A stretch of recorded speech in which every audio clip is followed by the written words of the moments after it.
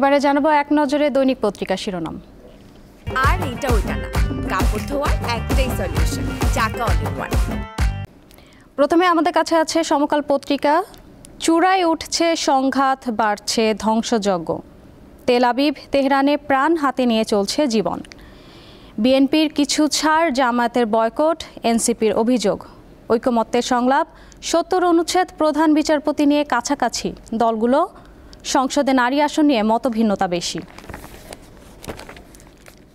Arakan আর্মির সঙ্গে যুদ্ধে ক্যাম্পের রোহিঙ্গারা।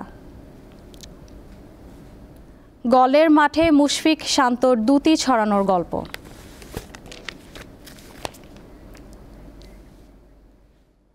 এবারে আমরা দেখব প্রথম আলোর পত্রিকার। ইরানের পারমাণবিক অস্ত্র নিয়ে ইসরায়েল ও যুক্তরাষ্ট্রের ভিন্ন মত। সুনির্দিষ্ট লক্ষ্যে হামলা চালাচ্ছে ইসরায়েল, থেমে নেই ইরানও। যুক্তরাষ্ট্র জানে খামেনি কোথায়, তবে এখনই হত্যা নয় ট্রাম্প। অর্থবিল ও আস্থা ভোট ছাড়া সংসদে স্বাধীন এমপিরা। এবারে রয়েছে হাতে বণিক বার্তা। আবেদন জমা পড়েছে হাজারের বেশি, চূড়ান্ত নিষ্পত্তি হয়নি একটিও। বড় খেলাপি ঋণ পুনর্গঠনে কমিটি। পাল্টাপাল্টি হামলার মধ্যেই উত্তেজনা নিরসনে আন্তর্জাতিক প্রচেষ্টা, প্রথমবারের মতো মুখ খুললেন শি জিনপিং। এবারে দেখব কালের কণ্ঠ। ধ্বংসযজ্ঞে অনড় ইরান ইসরায়েল। যুদ্ধের ধাক্কা লাগতে পারে দেশের জ্বালানি শিল্প ও রেমিটেন্সে। তারেক রহমান ক্রমে নিজেকে নিয়ে যাচ্ছেন ভিন্ন উচ্চতায়। ঐকমত্য কমিশনের সংলাপ, প্রতীকী বয়কট জামায়াতের। সচিবালয়ে কর্মচারীদের বিক্ষোভ চলছে, বাড়ছে দাবি। এবারে রয়েছে আজকের পত্রিকা।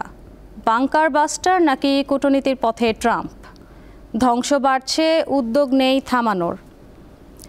গাজায় ও ইসরায়েলের নির্বিচার হত্যাযজ্ঞ। গতকালও গাজায় হামলায় নিহত হয়েছে 89 জন। এবারে দেখব আমার দেশ পত্রিকার। ইসরায়েল রক্ষায় সরাসরি যুদ্ধে জড়াচ্ছে আমেরিকা, তেহরানবাসীকে ট্রাম্পের হুমকি। যুদ্ধবিরতি নয়, বড় কিছু ঘটতে যাচ্ছে। শীর্ষ 10 ব্যাংকের খেলাপি ঋণ 3 লাখ কোটি টাকা। ঐকমত্য কমিশনের বৈঠক বয়কট, জামায়াতের লন্ডনের বৈঠকে যৌথ বিবৃতি। জোটবদ্ধ ভোটের চিন্তা এনসিপি নেতাদের। এছাড়া আন্দোলন থেকে ইশরাকের সরে আসা উচিত, বিএনপি স্থায়ী কমিটিতে আলোচনা। এবারে রয়েছে যুগান্তর পত্রিকা। ইরানের সঙ্গে যুদ্ধে জড়িয়ে পড়তে পারে যুক্তরাষ্ট্র, মোসাদের সদর দপ্তরে হামলা। স্বস্তির বাতাসে অস্বস্তি ছড়াচ্ছে কিছু চ্যালেঞ্জ। লন্ডন বৈঠকে বড় সাফল্য। জাতীয় স্থায়ী কমিটির বৈঠক, সরকারের সঙ্গে বিএনপির দূরত্ব মিটে গেছে। আন্দোলন থেকে ইশরাকের সরে যাওয়া উচিত। এই ছিল এখনকার মতো।